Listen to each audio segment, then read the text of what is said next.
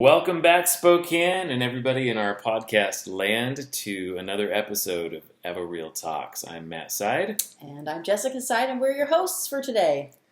Well, I think we all have a little bit of cabin fever by this point. A little This bit. is day 10 Even of me. our day 10 of our mandatory stay home. I'm a homebody in general, and so I actually got sick right before this whole thing. You need to tell the story because it's So we went to Las Vegas for a everybody business, knows that. Actually, everybody knows that business you were meeting. sick because I did so many episodes That's by right. myself. So I was sick for 10 days, like solid 10 days. Then a few days later, my son got sick for a solid week, and then a couple days after that, we went into quarantine. And so I have been at home mostly for over a month. Yeah. And actually, it was just last week, at the end of the week, that you Sunday. Sunday. All right. Yeah. You started getting a little bit of cabin fever. Yes. So the rest of us are on day 10 of a mandatory stay home. And I think the majority of normal humans are ready to go do something. Yes, normal humans. So here's what we I'm promise normal. to not do on this episode is spend our entire time talking about COVID-19. Yeah, we're I going think to talk we need about some to other things, but get a little bit of a break. Sure. From the onslaught anyway. I don't Yeah. think we can completely avoid it. So Jessica's going to be doing her history piece because everybody loves Spokane history. But before we do that, we will do a little bit on the coronavirus. Last week when we talked to you, we were on a non-essential business and not doing any business at all. Literally the afternoon of the airing of our last show, the governor changed his tune a little bit and said, okay, real estate brokerage services are essential with very extremely limited aspects of that. We can do most of our business remotely, and he rightly so wants us to do that. So I thought I would just kind of touch a little bit on what we can offer. We can help people sell homes. We can help people buy homes. It's especially for those that are in a desperate situation that need that. The governor wanted to avoid homelessness, which I think is probably a good idea. Yeah, that's probably good. That's probably good. They might actually need a little bit of real estate excise tax revenue too, so that might have played That's a little true. bit into it. So here are the basic limitations. In-person activities have to be by appointment only, and that would include showings. No more than 2 people, including the broker, may be at the property at any one time. So it's obviously a little more inconvenient to show properties if there's a couple or multiple buyers. Somebody's going to have to wait out in the car.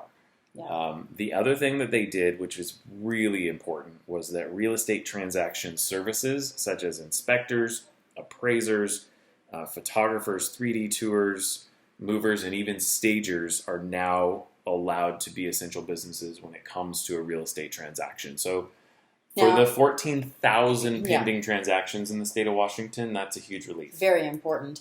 I will say this could change.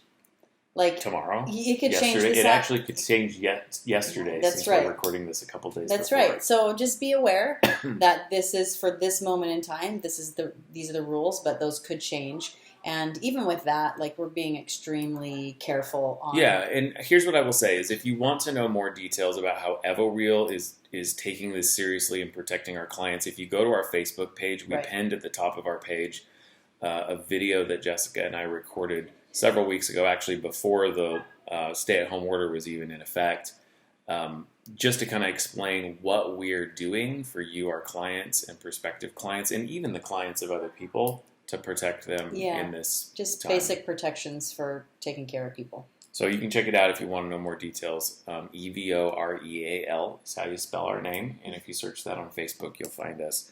So with that, we should probably kick it over to the resident historian. What is going on Jessica's in Spokane History Corner? Jessica's Just History rename Corner. the whole segment that. Let's do it.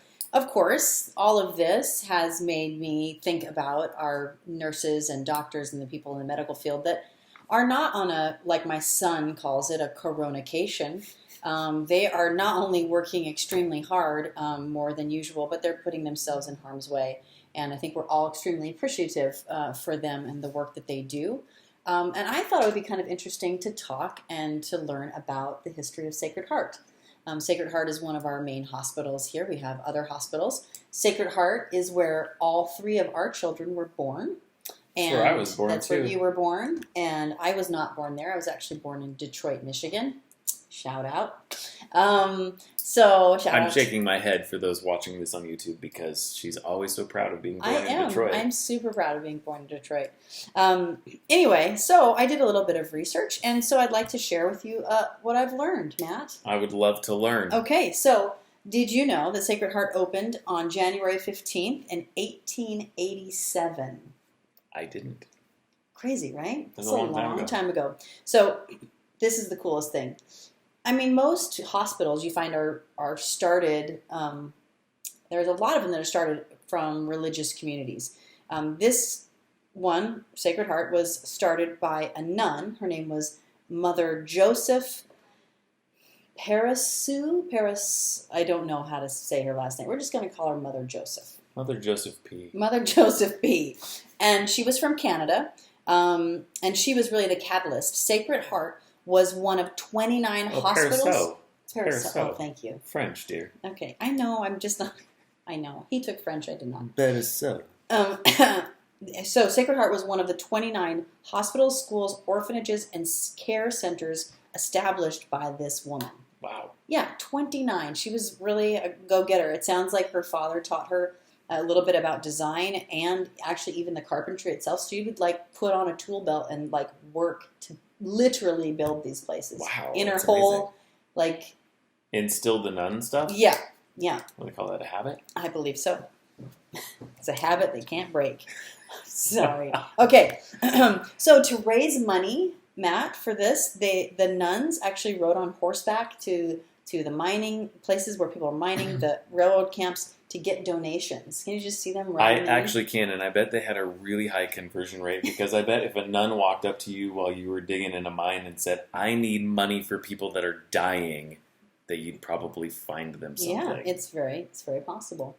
So it was built on the south bank of the Spokane River between Brown and Bernard, which is where the convention center is right now. Interesting, okay. Yeah, so it started there. Their first patient was a man named John Cox. And now John Cox, don't look at your notes. I'm not here. I'm turning over his notes. He keeps looking at his notes, and he doesn't know this information. Along. No, you have to hear the information from me. Got it? I got you. Okay. I'm with you. So they found him in a shack. So the sisters found him in a shack. They brought him to the hospital, and they tended to him. And unfortunately, John Cox was not only the first patient, he was the first patient to die. Isn't that sad? That's disappointing. It is disappointing, but I thought that was kind of a fascinating thing, you know? Do you know what he died of? I don't. Oh, come on. I don't. Sorry, I don't have that They found him in a shack. He probably was nearly dead when they found him. Well, here's the thing. Hospitals were really a place for a lot of refugees, people that were homeless. So it didn't start to change until later in the 19th century when they started looking at hospitals as a place where people could be cured and not just kind of basically tended to, where things changed in the 19th century in how we looked at hospitals. Interesting. And the medical community itself. So thank you for the history lesson. You're welcome. I'm not done. Oh, what? Jeez. Wow. There's more? So the original hospital had 31 rooms. The original hospital had 31 rooms. It was entirely made out of wood. People came from Idaho, Canada, the mining areas. So over 500 miles in order to be treated. It was the place to be if you were sick. The first year, they treated over 354 patients. And in 1893, so not that, 5 years later, they started their nursing school. And they trained young nuns. In what? 1953? Oh, sorry. Did I say 19? I don't know. 1893. Oh, 1893. You probably said it right, and I just heard it wrong. I doubt it. They started their nursing school. And so we just thought we'd give a little bit of a shout-out. Speaking of, the Sacred Heart Nursing School, we got to give a shout-out to my mom, who I guarantee is listening to this right now. Hi, Noreen. Probably live on the radio. Though a lot of people wait until it comes out on podcasts. My mom is listening thanks for your support, Mom, and thanks for going to nursing school. So she graduated in 1969, and every time we go to Sacred Heart, we try... Summer of 69, probably. That's, yes. Is that Bryan Adams' song? I think so. Yeah. So every time we go to Sacred Heart, we like to go and try and find her picture because they have the nursing school graduates, and it's so fun to look for that. They had their final class in 1973, and they had 2,600 nurses go through there in a 75-year history. Wow. That's pretty cool. Yeah, that's pretty cool. You have to really look for those pictures. They're down like in the basement on the way to the parking garage. I know, but I think it's just fun. So next time you're at Sacred Heart, ask them where the nursing student photos are so you can go see them all. That's pretty cool. And the changes in like fashion, like hair and stuff like that through the years, it's pretty cool. It's a nurse museum. So in 1889, that's when we had the big fire in Spokane, and it stopped just short of the hospital. So it was all that downtown area, right. But the hospital did not burn down. Now, they obviously moved at some point. Right. Did they move before the fire? They did not move before the fire. So they were down on the river. They were still down on the river. In 1898, Spokane had over 30,000 people, and at that point, Deaconess Medical Center and Spokane Protestant Sanitarium, which is now St. Luke's, were also now opening their doors and offering care. So here's something that's this area. You couldn't just have a hospital for sick people, right? Because we had the jobs in this area was such high risk. Construction, the railroad work, the cutting of the timber, the mining, the farming, the ranching, the lumber mills. Like, it was very needed that we had those three facilities because of all the injuries that people had in that time. So it actually moved in 1908. Somebody else, a guy named Jim Hill, bought the property that the hospital was on. Oh, Jim Hill. You know Jim. Such a good guy. Okay, so they moved now to their current location. So in 1910, so it took a couple of years to get it to this place. The hospital had 240 rooms and could hold over 1,000 patients and was a 6-story building. So it was pretty big. Like it went from I think it was maybe a 2-story building to a 6-story. And that's the current location that it is right now? That's the current location, yep. Okay. And the sisters had been in that church, or it was the Sisters of Providence, had been supporting this the entire time. Wow. The city at that point agreed to pay the hospital, get this, $1 a day. $1 a day. $1 a day is, I found a calculator for this, $27.23 a day, just to kind of help them out. You just said $1 a day. $1 a day, sorry, which in our time right now, if you calculated that out, is not even $28 a day still. Wow. So, but they were trying to help out. In 1971, we're almost done with basic history here, okay? In 1971, we built the new 9-story building. It cost $35 million, and that's where we got that first helicopter pad up there. Yeah, okay. In 2006, Sacred Heart finished their 200th heart transplant. So that's a big deal. 14 years ago. Yeah. I think it's to tie some of this back into real estate, it's one of the reasons our hospital districts in Spokane are one of the reasons we see such a high relocation of retirees to this area, because they do have such great medical care in the Spokane area. I mean, Sacred Heart is nationally known for its heart transplants. Yeah, yeah. Wow. And today there are over 600 doctors and nurses, all started from actually two women, the mother, Joseph, and then there was a sister, Joseph, which Mother Joseph and Sister Joseph. I'm like, that seems like they could have picked a different name, but that's okay. So there you go. There's a little bit of history about Sacred Heart. Well, that is actually quite interesting, and I appreciate you doing all of that research. You betcha. It's one of the things we love about Spokane is our history. That's right. It's pretty cool. We're going to go ahead and take a break right now, and when we come back, we're going to talk a little bit about real estate. I just want to remind you, if you want to engage us off the radio or off the podcast and just give us questions or anything like that, you can send us an email at ask@evoreal.com. 509-62-HOUSE is our phone number. And of course, you can just search us on any social media at EvoReal, EvoReal. And with that, we'll be back in just a minute. Okay, see you soon. Well, welcome back, Spokane. It's Jessica Side and Matt Side, and we are here to finish up our episode to talk a little bit more about real estate. Yeah, let's jump into some real estate stuff, shall we? I want to talk about the numbers. We've been looking at these. So we've been looking at these week by week to see if there are any micro changes that we should be paying attention to. Yeah, so I do think it's important that people need to understand that real estate moves slow. So micro changes are going to be slow. Mm-hmm. If you go up a little bit in months of inventory from one week to the next, the sky isn't falling necessarily. No. But it is nice, I think, for everyone to see and for us to make a comparison. So, Jessica, would you like to jump into the numbers, Sure. or do I get to do that? No, I'll do it. I'll do it. Great. I'd love to do it. So active listings right now are 905. And so we're going to look, and so we're basically going to talk to you about the last 2 weeks. So we're at 905 right now. On the 21st of March, okay, we were at 903. And on the 28th of March, we were at 841. So we are basically backed up to where we were 2 weeks ago before things got super crazy. A little bit more. Yeah. Well, I think you have to compare that then to what's sold in the last. So, well, let's talk about each of these numbers. So then we have pending listings. Right now we have 1,194 pending listings.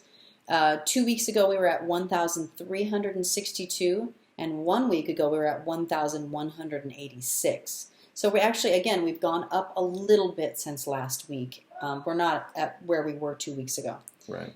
Sold in the last 7 days, we've been kind of looking at this. We're right now at 114.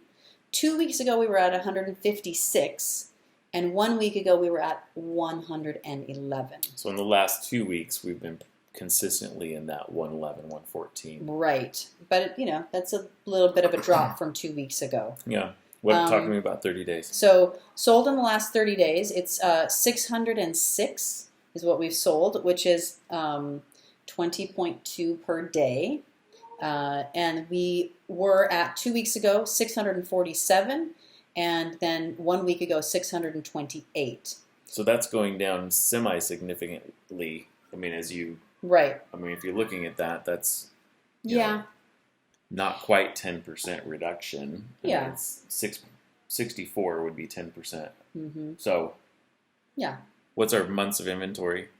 So months of inventory right now, we're at 1.5. We were at 1.4 and 1.3. So that's not a huge change. That's been pretty consistent. And again, as we looked at the numbers last week in the charts year over year, at this moment in time, nothing is extremely crazy. And I think that having only 3 days of the governor saying no real estate activities before he opened things up is going to be helpful. That still affected some of those numbers. Yeah, no. I mean, the reality is that fewer people are going to be out buying and selling houses right now just because of the uncertainty about just staying safe. And the convenience of it. Just to be super practical, it's a lot more challenging right now to get people in your house, to take the pictures. You got to be more careful. So the convenience is going to drop for some people, and they'll just wait and they'll just ride it out. Yeah, for sure. The one thing that has gone up just a tick is the median sold price over the last 7 days is $298,000. I think we were in the 283 range, something like that. So anyway, that's gone up a little bit. But of course, those things fluctuate, and it's not. You do have to look at a 30-day roll. Yeah. And compare it a lot. But again, it's kind of fun to check it out every 7 days and see how things are going and what's changing. So I will say this as we move out of that real estate specific section. If you have questions on your own property, if this is the right time to sell or not the right time to sell, please reach out to us, because the market as a whole is not necessarily indicative of what your situation is, nor what is happening in your neighborhood or part of town or anything like that. So 509-62-HOUSE is our number. Check us out, EvoReal.com, EvoReal. We'd love to help any way we can. So now it's my turn. Yeah. So we're going to shift gears a we little like bit. to talk about something that we love, and it depends on what we're talking about, but we're going to talk about something that you love. Yeah, it's not a we, is it? It's what I love. No, I love that you love it. And I think that that's enough. And I really do appreciate what comes out of it. So we're going to talk about gardening because a couple weeks ago, the first day of spring sprung. Yes, it and did. now it's spring. I think it's sprung. Sprung. Springed. Benson would probably say it that way. All right, so let's talk about gardens. I'm not a master gardener yet, but I'm close. No, he is not. Sorry, I'm just confirming it. Just helping to confirm it. I have found that it is a very enjoyable weekend and evening activity, mostly on the weekends. Mm-hmm. I'm really excited this year because my gardens are built. The problem last year is that I feel like it was Mother's Day weekend, I decided I'm going to build a garden, which is a little bit late to build the garden, let alone plant the garden and grow it. So I have to tell you this. One of my clients last year, I was outside at her house, and I said, "Oh, my husband is just getting ready to plant his garden." And she just looked at me and she was like, "It's a little late for that. Like, this garden is awesome because I planted it a long time ago." So this is I feel like this is your first year to really garden, knock it out of the park, huh? Yeah, well, we're going to do our best. So, Farmer's Almanac, which I got for Christmas, the planting guide, says that May 6th is our last day of frost. And that's an important day for us gardeners because you need to be able to plant your seeds outside at a specific time based on when the frost is going to be happening. Excuse me. So what I'm doing this year that I did not get a chance to do last year is start my seeds inside. So I've got a little, in my window, I've got a little seed starter. And for those of you that are watching on the YouTube, I brought it over here. So I should describe this for people. Here, turn it this way. There we go. So he's basically got one of those big egg cartons. Inside the egg cartons are half eggshells. Because I'm also a composter. I'm not just a gardener, I'm a composter. That's right. And as a composter, I keep my eggshells, and I usually grind them up and I use them inside the compost and things like that. Not nearly enough for my taste because we end up with this big bucket of eggs. But the cool thing is that the good size ones, and they're not all good size, but the good size ones are great little planters. The half shells, you put some dirt in them, you plant the shells.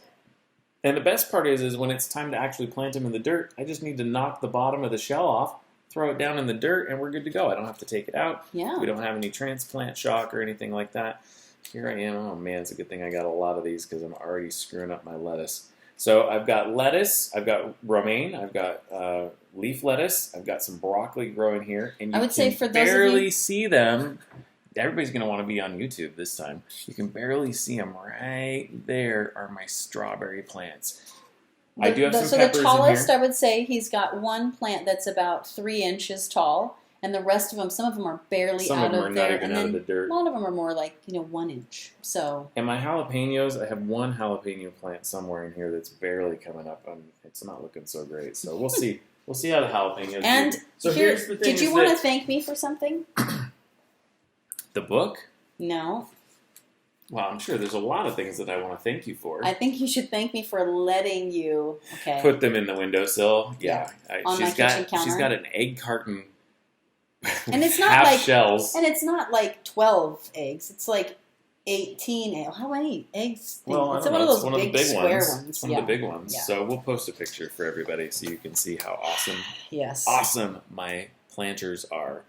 So, all right. So anyway, the important thing at this point is, as you are well aware, we went under freezing. Like it was in the upper 20s a couple times this last week, and some of those plants would have died. So the reality is again, not a master gardener. Read the back of the seed packet. It's going to tell you for seed starting how far before your last frost date should you start these seeds, and then when should you plant them outside. So the ones that I have growing right now are the ones that will be able to be planted outside in the next couple weeks because they're cool weather plants. They're the lettuce, they're the broccoli and things like that actually do better in the cool weather. And that was my problem last year is I was planting broccoli and lettuce as we were heading into the heat of the Yeah, summer. it was not great. It was a really challenging time for my poor lettuce plants, but I did get a lot of lettuce. The things I love about the lettuce is that in the mornings I can go out early and I can harvest some lettuce for that night's dinner. Aw. And And do you know how much there is? Enough for him to have one salad. well, but this year we're going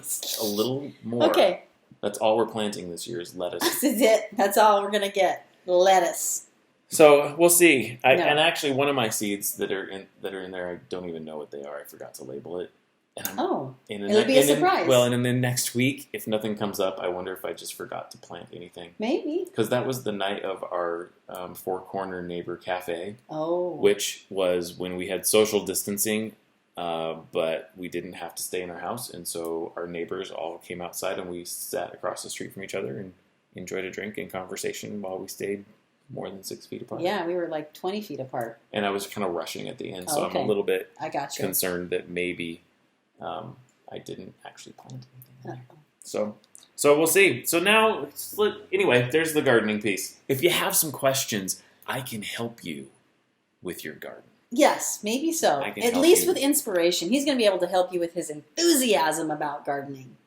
He's great to talk to about gardening And composting. and composting. I need to give a quick shout out to my friend Mary Allen, yes. who was my inspiration in composting, which once you start composting, you become a gardener. There's no going back. You become a gardener. Okay. All right, Jessica, what's happening in Spokane? Well, here's what's happening in Spokane. Lots of people are finding ways to connect online. They are. They are. And so like, for instance, I have found ways to play games either with some kind of video conferencing. So you could do a FaceTime thing, you could do whatever. Also playing games, just family board games. So here's what I want to do. I want to tell you guys about a video that I did and then we reposted, because I did it probably last summer or something like that, of my 10 favorite family games to play. Jessica's top 10 family games. That's right. So I did a video on that, and go find it on our Facebook page. If you just go to EvoReal's Top 10 Facebook page, family it's a great games. video. It's a fun game. It's a fun thing. I kind of explain each one. Those are great ones to play with your family. Several of our clients actually, after you did that video Yeah. last Friday, went out. They They didn't go out. anywhere, They but ordered they them. went online and ordered a couple of those games. Yeah, So yeah. they're really great games. So that's something that you can do to play with the people in your house. Next week, and we'll talk about it more next week, I'm going to do a new video on games that you can play online, Yeah, that's not gonna be being great. in the same place. So you don't just have to be like, hi, Grandma, hi, Grandpa. Okay, bye, Grandma, Good to bye, see you Grandpa. guys. Yeah, so you can do Bye. some fun word games and things like that everyone will enjoy. But that's one of the things that we have been doing, is trying to find ways to play games with the family. And another thing that is going on, well, and this is a sad thing, is that Take a Bite Out of Hunger, which is an event that Second Harvest does every spring, obviously has been canceled. And so that is a huge fundraiser for them. Mm-hmm. And we all know right now, with so many kids out of school and school lunches and breakfasts and all the things that are going on that aren't happening like they normally are, the food bank is being stressed a little bit in what their capacity is, more than it normally would. Mm-hmm. And so if you combine the fact that there's greater need for the food bank and like several $100,000 that they usually raise It's their at this biggest event, fundraiser of the year. it absolutely is. And so they are going to virtual events to try and raise some funds. One of the big things that they want to make sure that they don't fall down on is their Bite to Go program, which is where they provide lunches for kids over the weekends when they don't, the kids that have breakfast and lunches at school, some of them don't have any food over the weekend when school is not in. And so Bite to Go is a program that they do for that. So anyway, we are a supporter of Second Harvest. And I guess we'll just take this opportunity to encourage you to Google search Second Harvest Food Bank Spokane. Check out what they've got going on. They'll have some donations that they need to make. They actually even have you can still volunteer there. Obviously, there's some checks that you have to go through, and they've got some extra things that they're doing. But I did some research today, and it looks like they're still taking volunteers because they still got to pack all those lunches, and they need hands and bodies to help with that. So that's an important thing for us to support. Yeah, as a community. absolutely. And that's what's going on in Spokane this weekend. So Everybody have a great one. Thanks for tuning in. Yeah. We will catch you next week. Stay home. Stay healthy. Yes. Thanks for being here. Bye.